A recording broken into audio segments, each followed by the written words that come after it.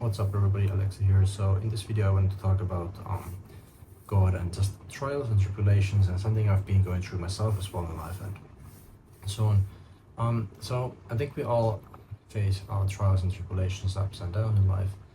The important thing when you're facing those is basically trusting God, having true faith and remaining in your true faith when you're facing trials and tribulations. So when you're going through hard times and you need to push on, you need to do it with God, and you need to remember that God is always there with you when you're pushing on, and don't give up in life so easily. Like, the only people who actually win at life is those people who do keep going. A lot of times people don't want to keep going because it gets hard. It's hard to change, it's hard to be better, it's hard to do things in life, and life is hard, and but a lot of people give up way too easily on themselves, and that's why they never really get anywhere, is because they aren't willing to push on even when it gets hard and you have those hard moments.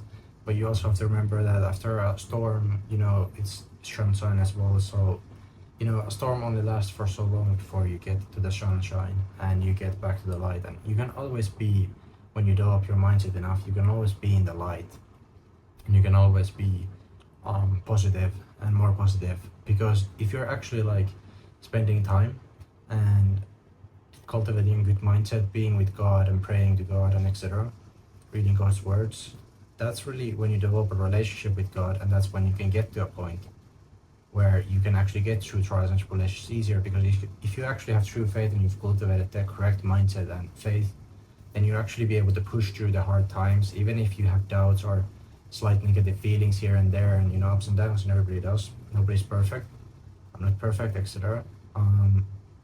So when you have those moments, that's when you really need to think about these things and really like look at where you're at and push on. Even if it's hard, you gotta do it for yourself and God. And you never know who you might also help on your journey when you're doing something like, I don't know, whatever, it's art, work, or yapping, or fitness, whatever you happen to help with.